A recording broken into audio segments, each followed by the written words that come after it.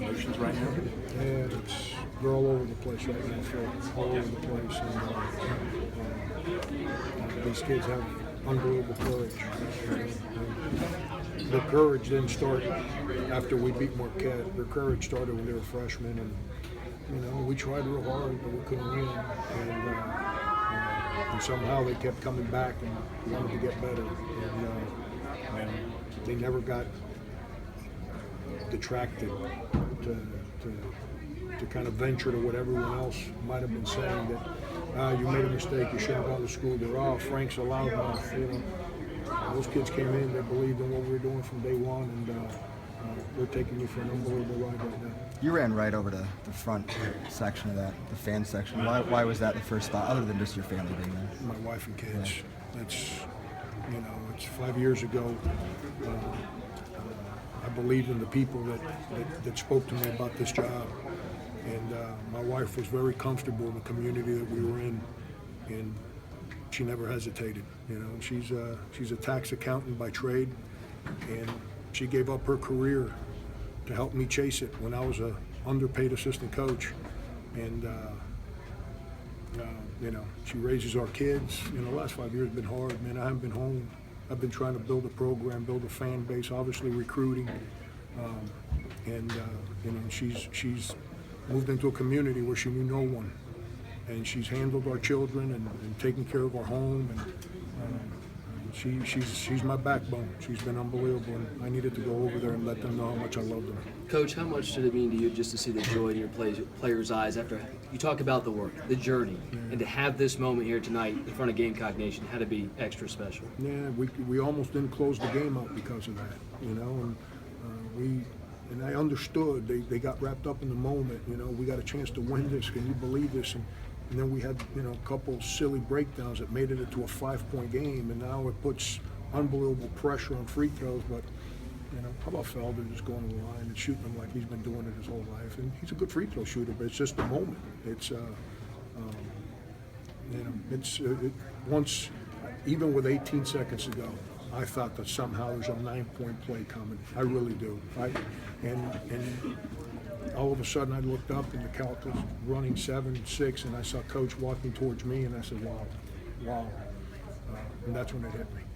Why was your defense, especially in the first half, so good at turning them over? It's what we've done all year, Phil. It's PJ, Dwayne, Sindarius are a problem for people on the perimeter. They're big, they're strong, they're long. They understand what we do. Kotsar has become a very good defender for us. So I know he missed some shots, but he's playing so much better again. Chris is my problem child. He makes mistakes, and I'm all over him all the time, but he is relentless with his desire to do better. Then we went zone in the second half, and played a lot of zone. And I didn't want to. Watching Duke on tape, anytime they get behind, they just start driving the ball, and I didn't want that to happen. Put them in the bonus and shoot free throws, and so we went zone, and I think it kind of slowed them down a little bit.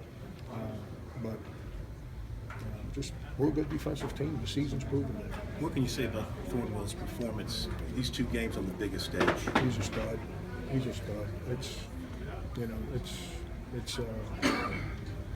awesome.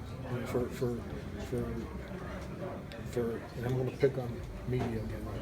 For the media to not vote him preseason, all conference, shouldn't have done that.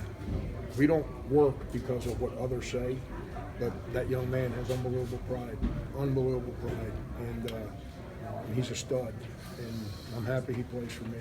Coach, what message do you think you guys delivered to the nation? I don't know how big you are in that, but do you feel like South Carolina's arrived? You probably felt that earlier than us, but just tonight beating Duke, does that send an extra message? No, we haven't arrived. It's a great moment for South Carolina basketball.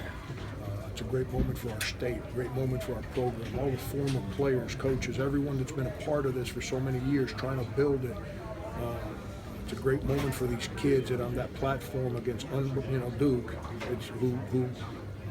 we don't have to talk about how good they are, that they were able to perform the way they did, but we haven't arrived. We got a lot of work to do. We continue to try and get better. And, you know, I think Sindarius said at the press conference, you know, just one game at a time. It's 6-1 games, 6 sets of one game. And if you win, you get another chance. And I'm just ecstatic that I got to watch film and practice and get to coach these kids for another day. You touched on Chris Silva there, but how important was he to what you guys were able to do in the second half? Huge. I thought yesterday, I thought we took threes when we had to. I thought today we settled for too many quick threes. And that was a big part of what we wanted to do, which was get the ball inside. Now, Chris was very nervous. I don't know if you guys picked up on that, but he had opportunities in the first half to score, and he missed shots, he fumbled balls, but he stayed with it. And then to start the second half, we made it a point to throw it to him, and you know, he played strong, and unbelievably proud of him.